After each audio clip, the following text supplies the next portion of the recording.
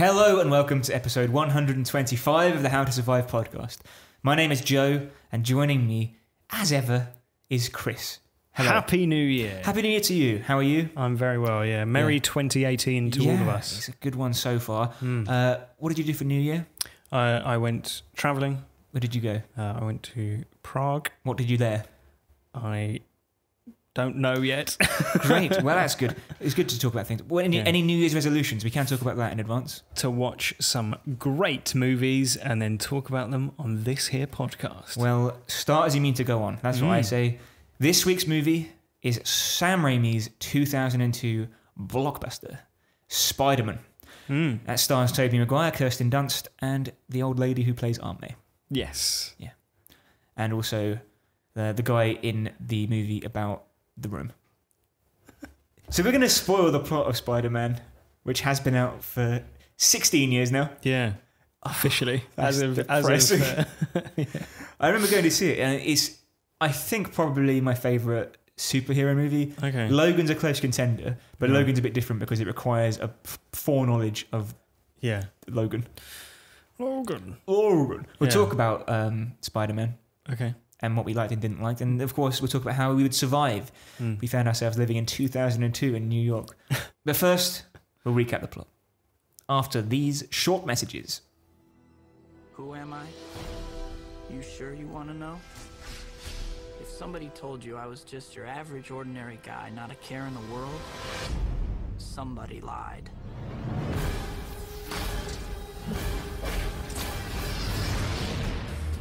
Truth is, it wasn't always like this. There was a time when life was a lot less complicated. Can I take your picture for the school paper? Sure. In this lab, we have 15 genetically enhanced super spiders. There's 14. One's missing.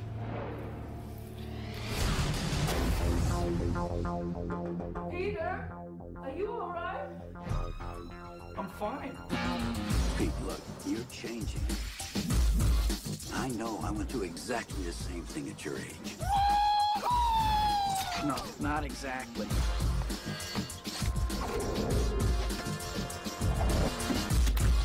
Wow. Spider-Man tells the story of Spider-Man. The end. Peter Parker is a high school senior who is awkward, skinny, short-sighted, and a target for bullies. On a field trip to a scientific research facility, he is bitten by a radioactive spider. He becomes terribly ill, but after he sleeps off the illness, he finds that he is now confident, muscular, has perfect vision, and beats up bullies, has a coating of fibrous hairs on his hands which allow him to climb walls, has the ability to jump 20 feet vertically, can shoot webs out of his wrists, is able to detect danger in his periphery as a kind of foresight, is a martial artist, and is able to conjure witty repartee off the cuff. Sounds like a spider to me. Peter wants to impress the girl next door, Mary Jane Watson. He decides to use his powers to make him enough money to buy a car and enters a cage fight. This is exactly something you would do. Yes. Pete must last 3 minutes in the ring with Bonesaw McGraw, and he will win, $3,000. Do you know who plays Bonesaw? It's a wrestler. It's a wrestler, that's correct. We'll give you that away. Move on. Macho Man Randy Savage, Chris. There you go. Should have known that. Nice. God Do you know rest who him. plays the announcer? Go on. Bruce Campbell. Of the Evil Dead films. Ah, of course. Pete employs his speed, web powers, reflexes, and homophobia to defeat Bonesaw and pins him in 2 minutes. I did think that, yeah. Yep. The fight promoter points out that this voids the contract as Pete did not last 3 minutes. The promoter is immediately robbed at gunpoint, but Peter doesn't accost the thief as an act of petty revenge to the promoter. The thief then shoots Peter's uncle, whose last words to Peter were... Why didn't you stop that robber? Now I'm dead. Yeah, no, altogether now, his last words were, with great... Peter! I'm being shot, Peter! With great pain comes... great suffering. Of course, with great power comes great responsibility. Yeah. This gives Peter his moral compass. Yes. Something he can't forget thanks to post-traumatic stress. Yes.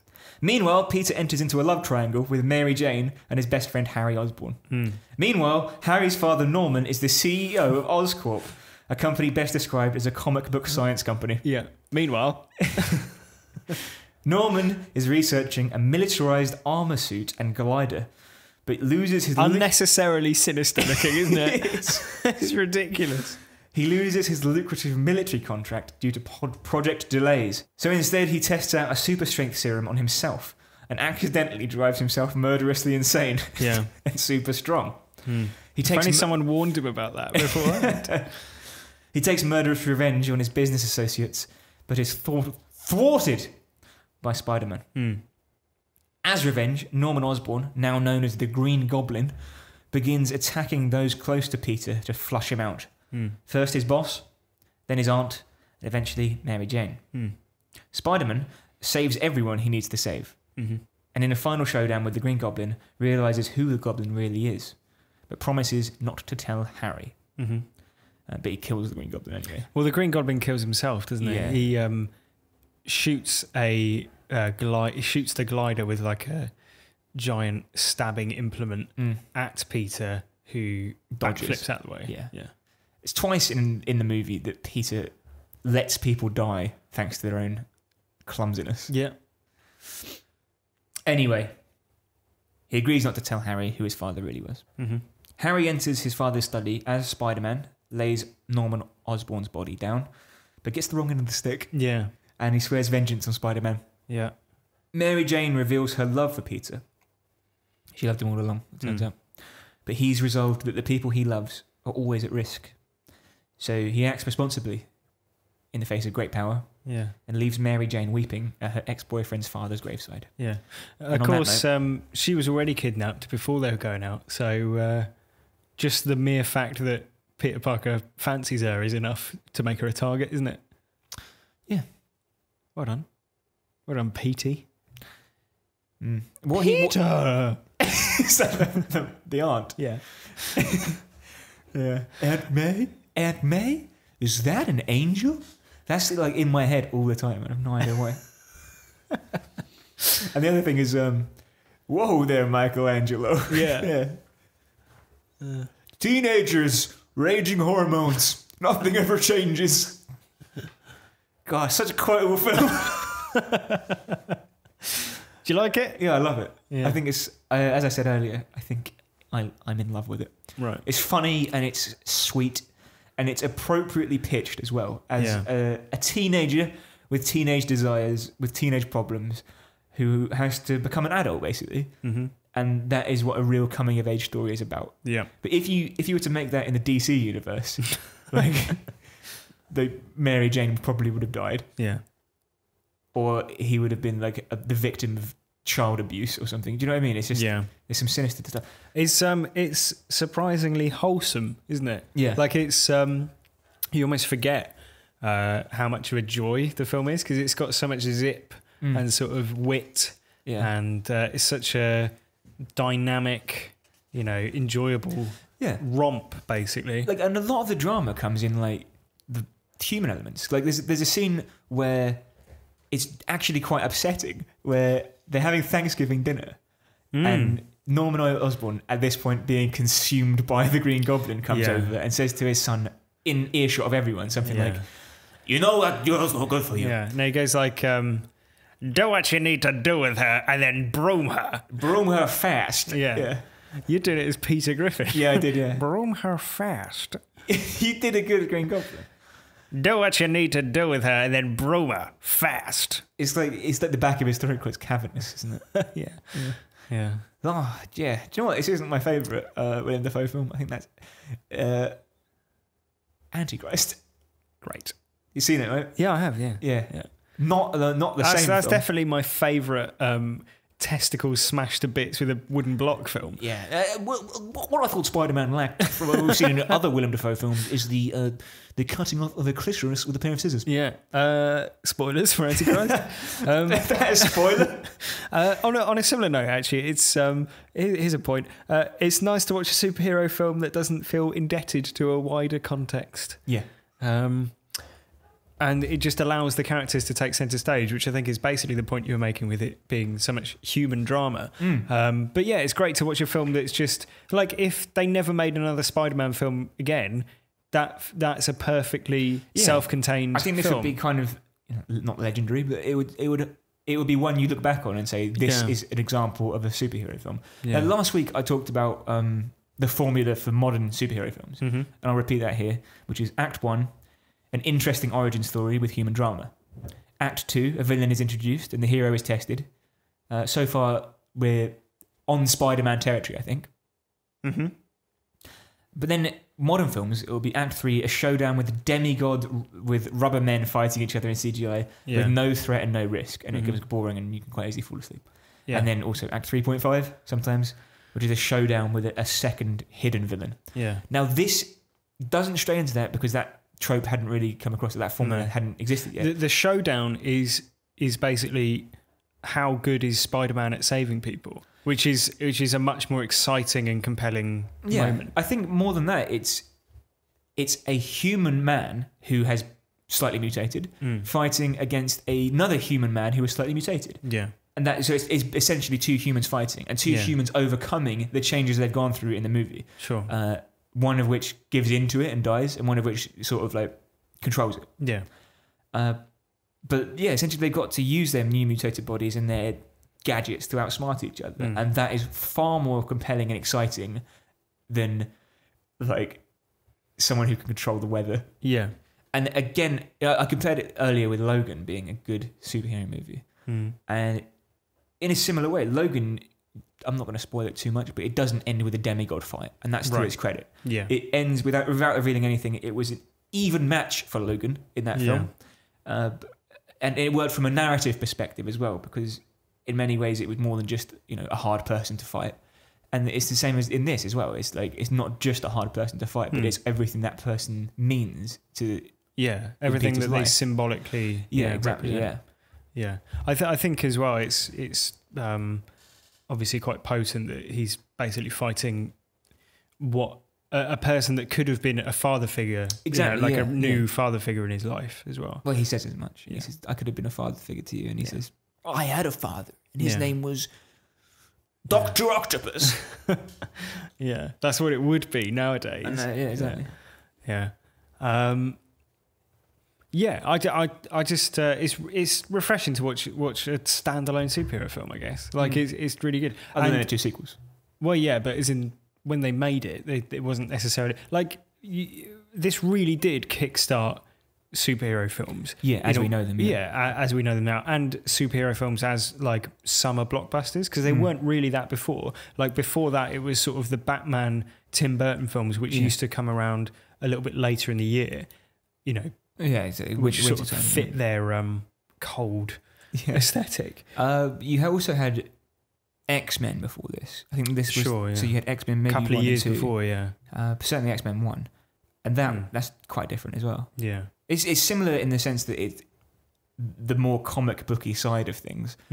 Like Christopher Nolan's Batman hadn't come out yet, so you didn't have the reboot of the genre that has come since then. Yeah. So the other thing that I love about this film is how much license Sam Raimi clearly had to let his own style show through. Exactly, yeah. And he injects it with so much of his character, his directorial style, and the pace of it, the way, the blending of action and comedy, and like at some moments there are sort of scares as well. Like when Spider-Man's trying to find the person in the burning building, and the goblin is wearing a headscarf and spins.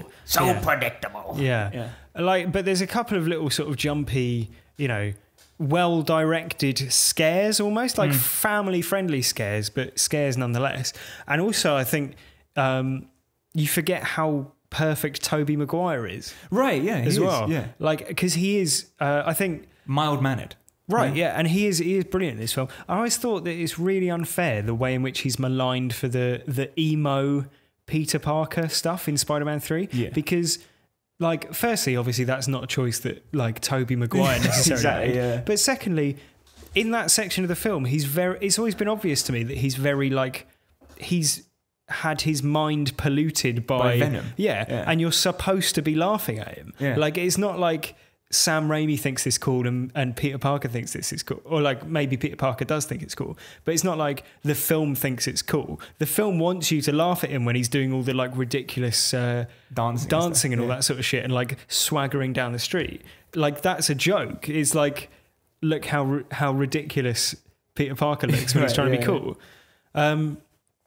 But yeah, I mean, that's all obviously way down the line. I just think... Maguire is such a like believable nerd and like everyman, and plays both parts of the character so well. Yeah. And the marriage of his like nerdy look and how he looks physically once he's ripped works brilliantly. But he does look about 30. Yeah, that's the problem. I think Andrew Garfield didn't really fit the bill as much. I think he was a good. I forget which part. I liked him either as Peter Parker or Spider-Man. I think it might have been as Spider-Man because they made him a bit more like wisecracky. Yeah. And they lose that in the later Spider-Man films in this franchise. In the Avengers one?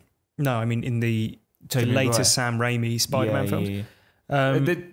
I haven't seen the Avengers or the new Homecoming. I haven't seen that, but by all accounts, it's quite good, right? Yeah, I've seen the Captain America film that Spider-Man turns up in, and he's the best part in it. Yeah, and I think there's a good reason Spider-Man is so popular, and a good reason for that because he's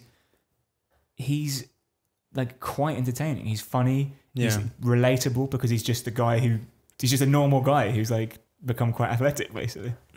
Yeah, I think. Yeah, it's just a really enjoyable watch, and it's really refreshing to watch it now, like whatever it is, 16 years down the line, because of all the things that have happened in superhero films since. Exactly. I mean, the CGI is used fairly sparingly. Notably, there's one shot that I always think of when I think of it, where Mary Jane's holding on to Spider-Man, and it's like a mannequin. It's like a blatant mannequin. Yeah. Why couldn't they just use real person? Yeah, just get anyone. Yeah. Literally get anyone. No. It's like American Sniper when he's holding the baby, isn't it? Right, yeah. Yeah. Oh, weird. So earlier you said it's quite scary in places, and I'd agree with that. I mean, I wasn't quaking my boots or anything, but it's creepy, and that's entirely down to William Dafoe, who is... I mean, Tobey Maguire is amazing. Yeah. William Dafoe is like...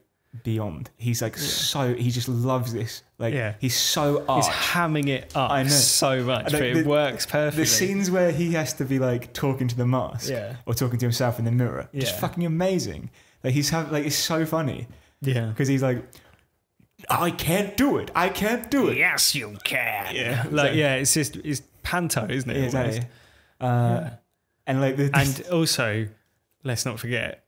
Like the one character from Spider-Man that they haven't yet recast in either of the two other Spider-Man franchises that have followed this one, J. Jonah Jameson. Yeah. Like J.K. Simmons. He's defined that role so much that even the Marvel Cinematic Universe are like, we can't do it any better, so we're just going to leave it. Exactly. Do you know what? There's a, like I said earlier, I have lines rattling around in my head, and that's from every movie I've ever seen, they always take something away. And one of them is, I think, Spider-Man 2, where they're at the church for some reason, and Peter Parker walks in, and J. Jonah Jameson's there, and he says something like, Parker, are you deaf? I called you twice! Anyway, the William Dafoe stuff is amazing. And the thing that stands out for me from that is the trailer-heavy thing, where he rings Spider-Man up. Could Spider-Man come out to play? Yeah. And maybe we can play now, because I think it's time for the Spider-Man quiz section of this podcast. I think we've got a quiz each this week. I know, yeah. Who wants to go first? Should we spin for it? Web spin? Yeah. Who spins the best web? You go first. Okay. So, Joe, I know you're a fan of cartoons, and I know you're a fan of the 1960s Spider-Man cartoon in particular. Absolutely. And you consider yourself a scholar of the Spider-Man theme tune. I mean, I've always gone down as saying that, yeah. Yeah. Last week you got 100%. You got 7 out of 7 in the Wonder Woman or Wanda Sykes quiz. Right. But you can go back and listen to that if you missed it. Can you match that in my Spider-Man theme tune quiz? And so this is a series of questions based around the content of the Spider-Man theme tune. So just to confirm, this is the the 1960s Spider-Man animated. Question 1. What size web can Spider-Man spin? Is it A, the perfect size, or B, any size? Any size. Correct. Number 2. Who is asking if Spider-Man is strong? A, Judd, or B, Bud? This is taking a turn. Bud. Correct. Question 3. Where does Spider-Man swing? A, from a web overhead, or B, from a building it's bewildering. From a web overhead. Correct. What did Bud want to know? If Spider-Man is strong. That's a reference to the lyric, is he strong? Listen, Bud. He's got radioactive blood. Question 4. What time of day does Spider-Man arrive at the scene of a crime? Is it A, in the chill of night, or is it B, when time is right? When time is right. Incorrect. Oh, no. It's in the chill of the night. So you got it. I mean, if you said that with the right cadence, then I don't know, the right meter. Question 5. What time exactly? A, just in time, or B, probably a bit late if the crime has already taken place and it's a crime scene? I feel like that one, I'm going to go with the meter on that and say A. Correct. Question 6. What has Spider-Man ignored? Is it A, homework and chores, or B, wealth and fame? Homework and chores. Incorrect. It's B, wealth and fame. You set me up for a fool there. That's a reference to the part of the verse which is Spider-Man, Spider-Man, friendly neighborhood Spider-Man, wealth and fame he's ignored. What is his reward? Is it A, action, or B, babes? Action. Correct. Question 8. To Spider-Man, what is life? A, a ball, or B, a great big bang-up? A ball? Incorrect. Oh, no. It's B, a great big bang-up. From the lyric, to him, life is a great big bang-up. Question 9. Wait, how does that? To him, life is a great big bang up. I'll read it in a second. All right. Question 9. Where will you find the Spider-Man? A, wherever there's a hang-up, or B, beating a gang up? Both? Incorrect. Oh. A then. It's A, wherever there's a hang-up. And those last two questions from the verse. To him, life is a great big bang up. Wherever there's a hang up, you'll find the Spider-Man. Nice. Can we have the whole thing, please? Absolutely. Spider-Man, Spider-Man, does whatever a spider can, spins a web any size, catches thieves just like flies. Look out. Here comes the Spider-Man. Is he strong? Listen, bud. He's got radioactive blood. Can he swing from a thread? Take a look overhead. Hey there goes the Spider-Man. In the chill of night, at the scene of a crime, like a streak of light, he arrived just in time. Spider-Man, Spider-Man, friendly neighborhood Spider-Man, wealth and fame he's ignored, action is his reward. To him, life is a great big bang up. Wherever there's a hang up, you'll find the Spider-Man.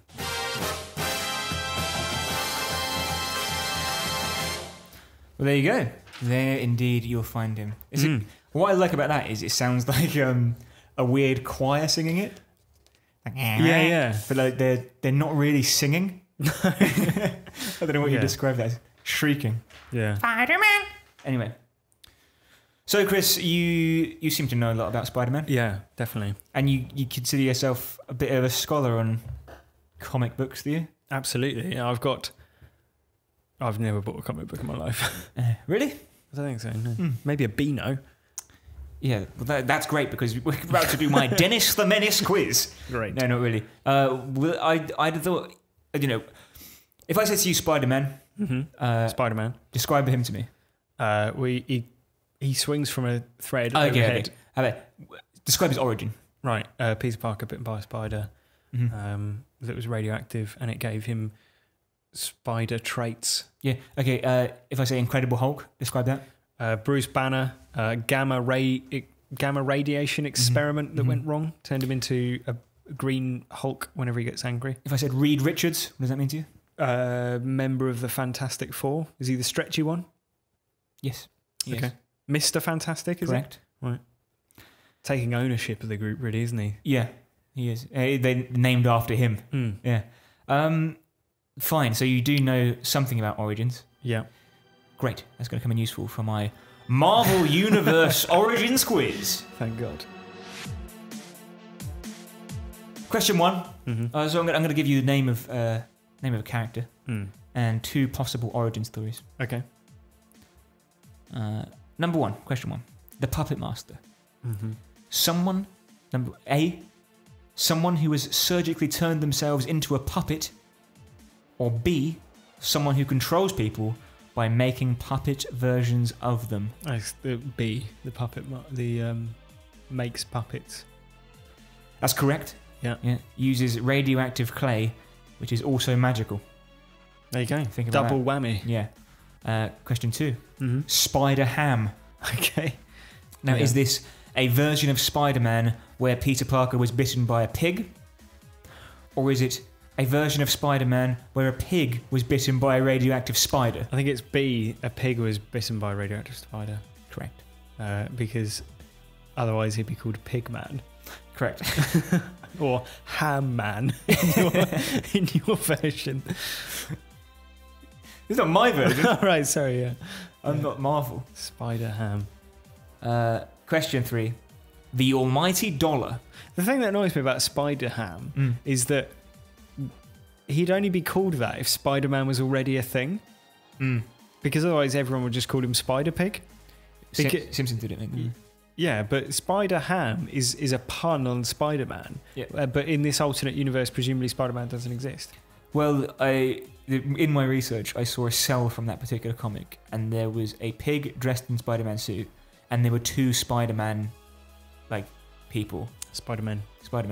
They were both talking to each other, and I think they were. Do you know both what? people. This is too much information. Question 3: the almighty dollar. Okay. Is it A, an accountant who became a superhero after attending a self-esteem camp and can shoot pennies from his wrists? Or B, an owner of a doll shop who has created a legion of robots who look like dolls who aims to take over the world? I hope it's A, the accountant. It is A. Thank God. The almighty dollar. Brilliant. 3 for 3. Well done. Yeah. Question 4. Swarm. Okay. Now, is this A, the consciousness of a dead Nazi scientist inhabiting a swarm of bees?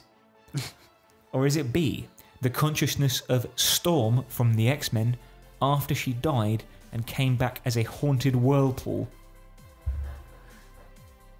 You gave me a look there that implied that it's B.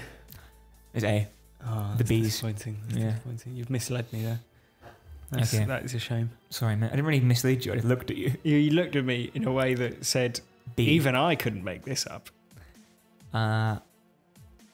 Question 5. Lockjaw. Right.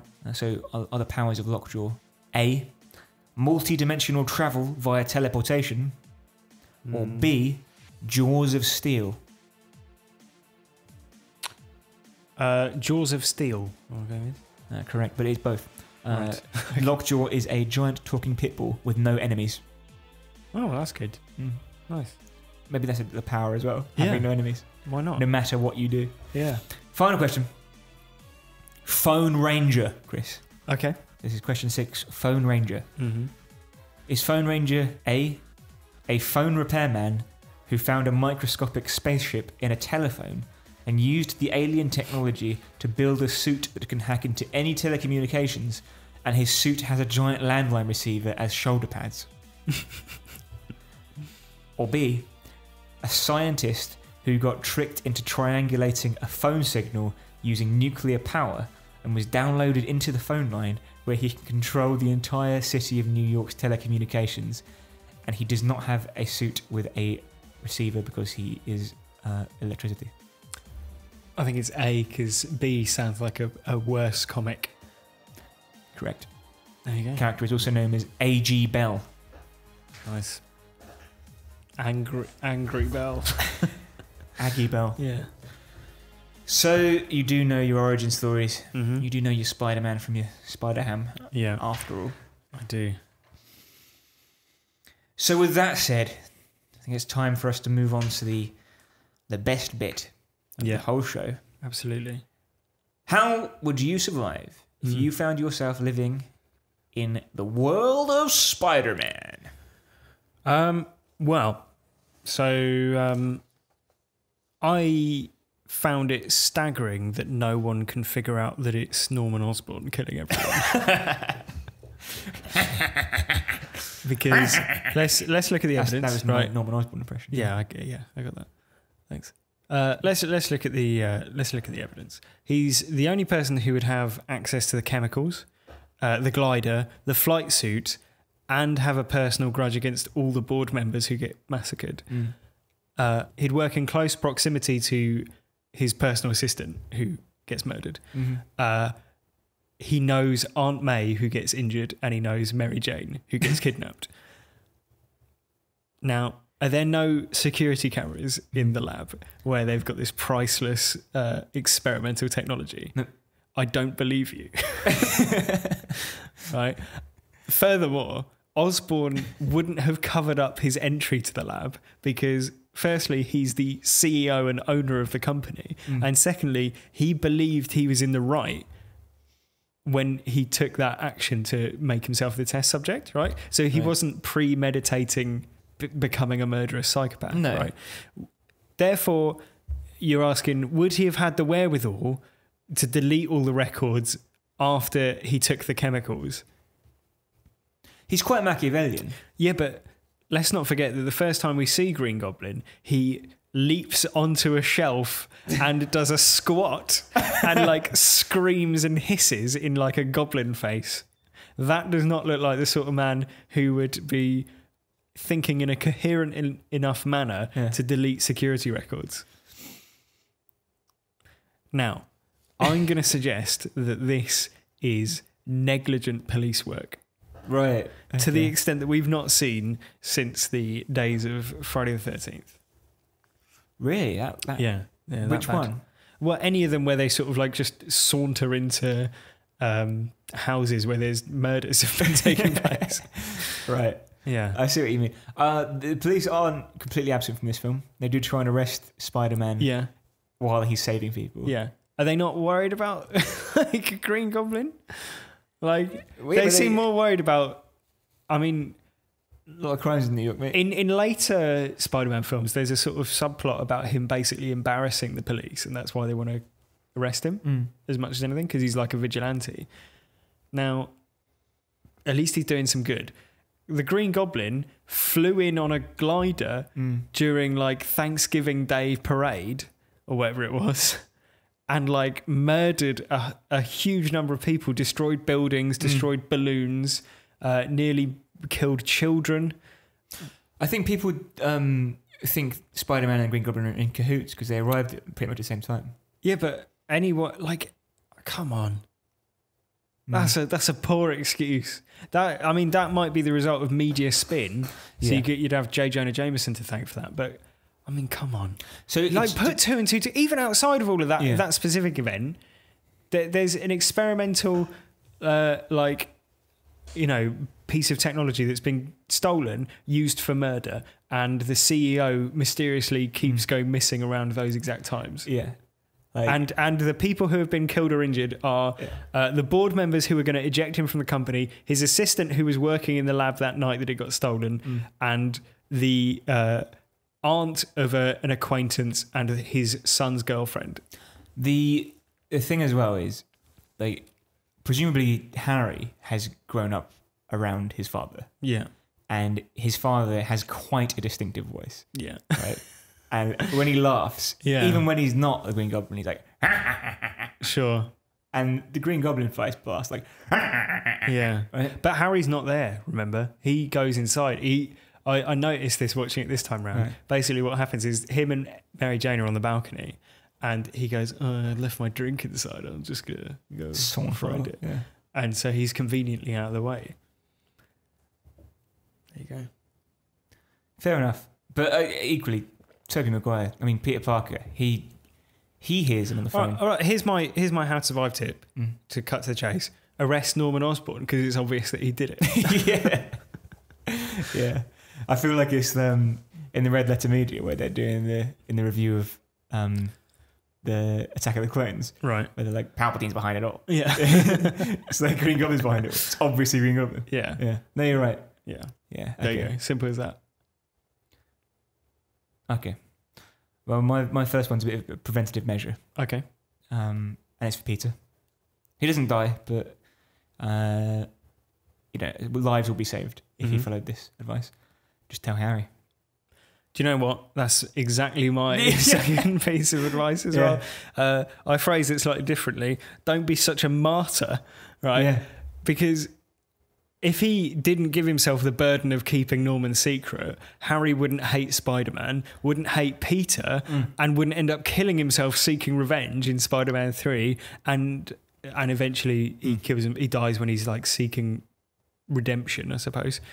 And Harry doesn't even like his dad, No. so it would probably do less damage just to tell him, look, you know your horrible father who was horrible all the time. Well, it turns out he was just a horrible person. Yeah. It wasn't just you. He wasn't murdered. He yeah. died because he was a nasty criminal. Lay him down in his goblin suit. Yeah, That simple. yeah. Yeah. And then the fact Harry must know. I think he does, doesn't he? Well, he does eventually, doesn't he? Because he finds the gear. And then there's that weird scene. Do you remember? I think it's in Spider-Man, maybe Spider-Man 3, where the butler, who's just been in the background of all these scenes for ages, goes, "I've seen a lot of things in this house, Yeah. Harry." It's very strange. Yeah. But yeah, just tell Harry. Yeah. Job done. Yeah. He's obviously going to seek revenge. He has unlimited money and access to military gadgets. Yeah. And he's obviously going to be like. Yeah. If you've read the comics, you know he's going to be Hobgoblin. Is he Hobgoblin in this, or is he Green Goblin too? I think he's still Green Goblin, isn't he? Because it's the same suit, isn't it? Right. Pretty much. Or is it slightly different? I think he's Hobgoblin in the comics, which Right. is slightly different, more of a jester type outfit. Okay. So my next thought is to take your amazing technology Mm-hmm. and just go to alternative investors Okay. when the military budget gets cut. Right, yeah, yeah. So you've got Hobbies, like, you know, the glider part of it especially. hobbyists, Yeah. because obviously the military are going to use it for shooting people. Mm-hmm. Like, why? Why would that ever be a viable idea? Exactly, yeah. Unmanned, what you get Yeah. to it. Yeah. What you've invented is a manned drone. Yeah. With no no protection for the person. Yeah. What if someone shoots me? Huh? Yeah. What if a bullet hits me? Don't worry about that. What if I fall off? Don't fall off. You can press a button on your wrist and it will come flying towards you. It will have some like massive blades sticking out the front there. Yeah, it might kill you. I guess it was a prototype. He wasn't saying. My point is, if the military are like, we're not going to give you any money anymore. Yeah. Don't be like, well, Go to I like better Elon close Musk. my company. Yeah, exactly. Go to like Elon Musk and go, you having this? Dragon's Den. Yeah. But what I've done is invent a personal platform that can shoot you at like 40 miles an hour, and you can control it really easily. It's going to completely revolutionise how we travel. Yeah.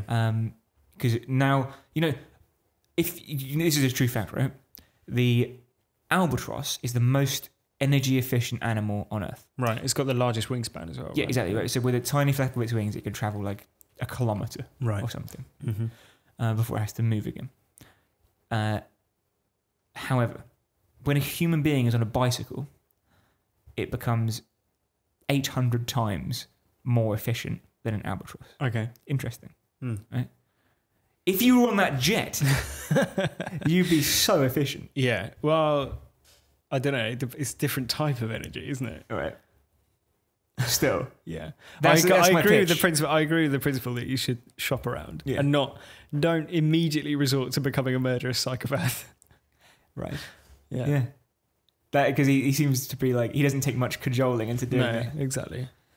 Yeah. One final thought is for Spidey. He goes through a lot of aggro, doesn't he, to get to Norman? Yeah. When Norman, the Green Goblin, that is, is saying like, You and me, kid, we could rule the world. Think of it, you and me together. right, Yeah. go, okay, that's a good idea. Should we meet for coffee? And you go, Oh, it's a great idea. and just like shoot him. Go to the police and say that guy is obviously the Green Goblin. Do you not think Norman Osborn, given that he's smart enough to delete all the security records, as we've Right, discussed, yeah. that he would probably see through that? Um, Do you really think he's going to...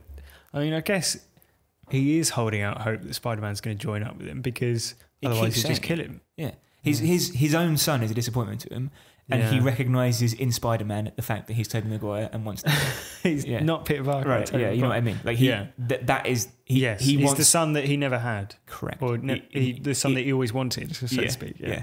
And he wants to team up with them. Sure. But he's like...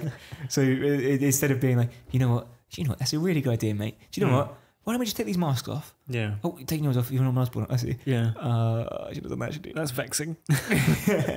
What is confusing? Do you know what? Surprised the police haven't found you. Do you know what we need to do is we should have a meeting in the police station. You know what? They wouldn't expect that, would they? I'd shout them. Yeah. Yeah. Yeah. So pretend you're going to... I think Norman Osborn would see through that, and Peter Parker's too like puritanical. I don't think he'd even, pretend to go bad. Can't be so puritanical that you can't like trick someone. I think he is. If anyone is, it's Peter Parker. If someone was in like a hallucinatory state and they were like convinced they were the King of England and they were going to stab someone for that reason, they were just, you'd say Peter like, Parker would go, with great power comes great responsibility. he'd go, "That's a nice crown. Did your husband buy it for you?" Yeah. Whereas it'd be like the Joe Sherville version of Spider-Man would be like, "You know what? You're right. You're the king. I'm just a loyal subject. Just come on over here. Let's have a little chat." Then In the police station. bang! You punch him in the mouth. Yeah. Well, maybe you'd have stopped all those people from dying. And really, that's the sentiment that this podcast likes to put out there. So that's 2002's Spider-Man. The man who was a spider. Yep. If you've enjoyed it, leave us a review on iTunes or whatever you're listening on. I'm going to assume it's iTunes. Market share suggests it would be. 5 stars is the language of love. Sure is. And you can email howtosurviveshow@gmail.com. You can tweet at howtosurvivepod, and you can facebook.com/howtosurvivepod. Don't forget, we've got a YouTube channel, youtube.com/howtosurvivepod. Big plans for that channel this year. Yeah, stay tuned. I mean, like, just sit there all day just refreshing all the videos because that sweet ad revenue is really helping us get away on holiday for New Year's Eve, actually. Yeah. Yeah. We've had a few people email in and say, do you have a Patreon? Where is your Patreon? We don't have a Patreon. If you'd like us to start a Patreon, send us an email with the subject line Patreon. In fact, send us a PayPal donation. Yeah. Great. That's it